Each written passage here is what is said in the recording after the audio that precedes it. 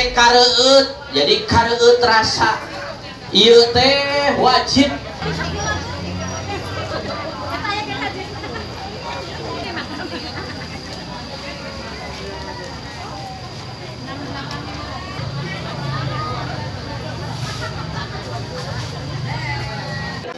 Waalaikumsalam. Pada hari ini, hari Rabu tanggal 6 Maret tahun 2024, maaf ini, kami Dinas Pertanian dan Ketahanan Pangan Kabupaten Ciamis menyelenggarakan kegiatan Gerakan Pangan Murah.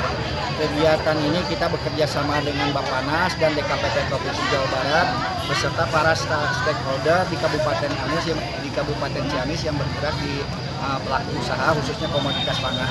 Kami sampaikan hari ini merupakan sebagai tindak lanjut dari upaya pemerintah daerah Kabupaten Ciamis dalam rangka menstabilkan harga kebutuhan bahan pokok menjelang hari besar keagamaan, utamanya menjelang Ramadan dan menjelang Hari Raya Idul Fitri. Pada hari ini juga kami menyediakan berbagai macam komoditas pangan.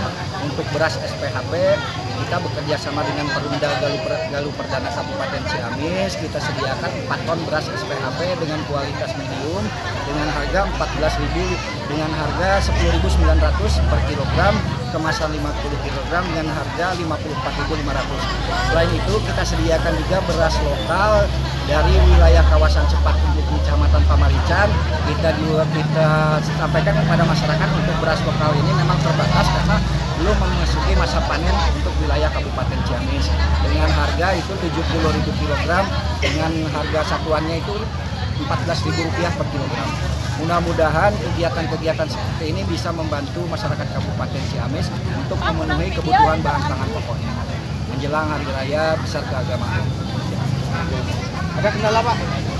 Untuk kendala memang walaupun sebetulnya kegiatan yang di Cikoneng itu bukan untuk yang pertama kalinya kemarin kita laksanakan, walaupun berbeda nama, ada BBM, ada operasi pasar, ada gerakan pangan, tapi nampaknya antusias masyarakat masih tetap tinggi dalam hal pemenuhan kebutuhan bahan pangannya.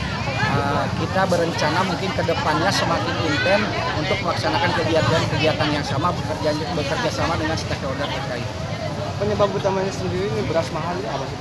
Kaitan dengan lonjakan ketidakstabilan harga beras, mungkin yang salah satu yang menjadi penyebab karena terjadi pergeseran waktu tanam yang biasanya para petani di Kabupaten Ciamis itu melaksanakan untuk musim tanam Maret Oktober 2023 dan Maret 2024 itu memasuki panen raya.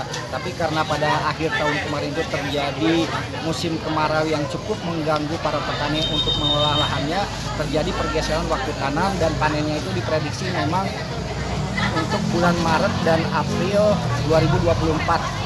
Tidak semua lokasi di Kabupaten Ciamis terjadi pergeseran waktu tanam. Bagi daerah-daerah yang memang untuk irigasi ataupun sumber airnya itu tercukupi, mereka tetap bisa melaksanakan panen pada bulan Januari ataupun pada bulan Februari tahun 2024. Apakah ada dampak dari pemilu juga Pak?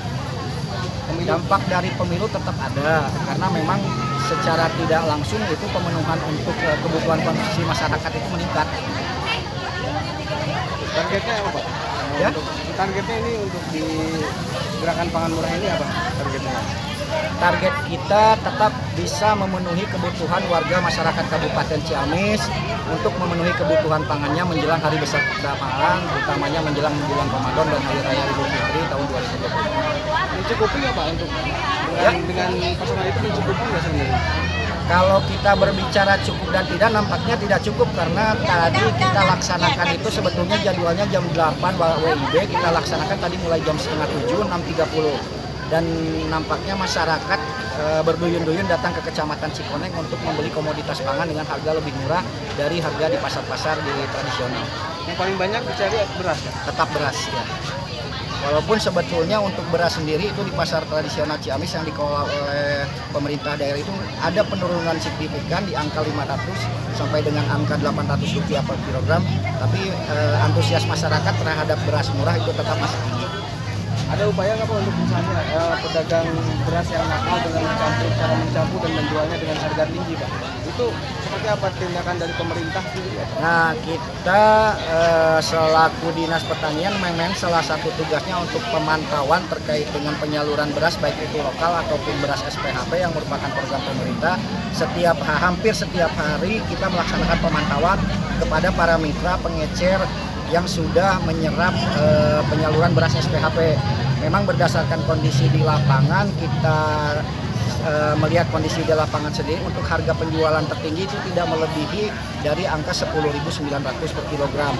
Tapi untuk pemenuhan volume itu sendiri nampaknya antusias masyarakat itu karena saking tingginya, jadi untuk pembatasan oleh penjual para mitra itu nampaknya tidak terlalu dibatasi.